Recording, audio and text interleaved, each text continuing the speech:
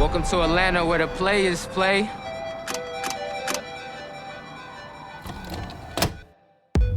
I used to get made fun of for playing soccer. Oh, you play soccer, you soft. Then when graduating high school, I scored 107 goals. I was just scoring every game. We had this cool idea. This needs to be the forefront. Like, I always thought jerseys could be better anyway, you know what I'm saying? Why not add my own little flavor to it? The brand is the same way as the style of play, in my opinion. It's like, how much flair can you have on the pitch and still be effective? Sometimes we're the underdogs. Some people underestimate Atlanta, but in reality, we're on the map now. Diamonds shining on me, yeah.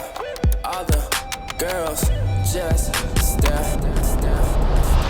My name is Akil Russ. I'm 20 years old. I'm the first person in my family to ever play soccer. My community where I lived at never played soccer. They was playing like football, basketball, but I was the only one playing soccer. And wasn't really even no teams, to be honest. It was some dude named Christopher Webbs. He actually owned a league called Sons of Pitches. Sons of Pitches is a league where anybody can play pickup soccer every night. 7v7, 8v8, 9v9.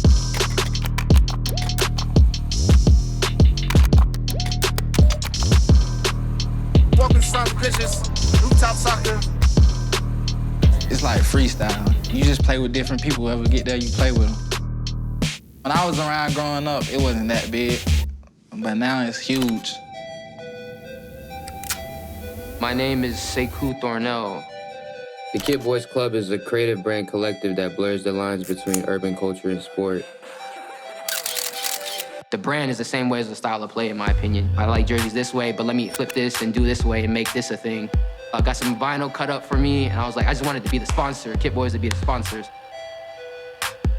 Every day we get to wake up and go at it. You know what I'm saying? Like, that to me is fun. Like, the making cool stuff with my friends, having a space to do so, the music to do so. We do a project, somebody asks something different of us, and I enjoy that. Everything I did, I learned through, 10 other players on the pitch, so it only made sense to kind of include that and translate that here. I've been kicking ball probably since 4 years of age.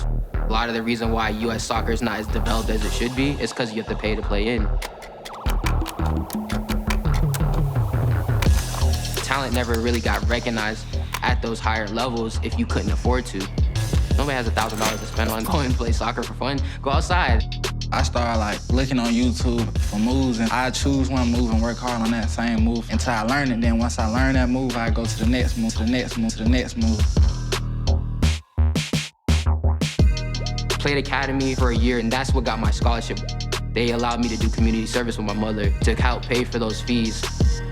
The dream was just how make it pro, however you knew. If I'm living it, I'm feeling myself, I'm knocking goals, but you can kind of bring the defender down so he doesn't do a breakaway. He tackled me from behind. I tore a couple ligaments in my ankles. Well, I tore all the ligaments in my ankle. It's like, well, what do you do now? Christopher Webb saw me play, and he was just fascinated how young I was doing the stuff I was doing. He just be like, kid, you can do something big. You got it. Every night, I used to play every night till 11 o'clock, then go to sleep and do the same thing all over again. And it just went up from there.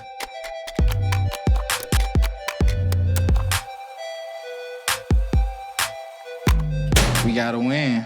We can't lose. Because I had to rebrand my identity, who I was. I didn't know who I was. I didn't have the sport. All I knew was all one thing. Soccer and me was just one thing. Why not bring it back to where we started to make something new? And I was like, that's perfect. It's the ultimate circle. In Atlanta, there's almost a no holds barred on how you do things. You just get it, you grind at it, you work until you make it. Diamonds. Next wave, just getting started. Yeah, all the girls just stare. Up and away, yeah. Front and center stage, yeah. I just made the news. We was front page, yeah. I was out in Vegas.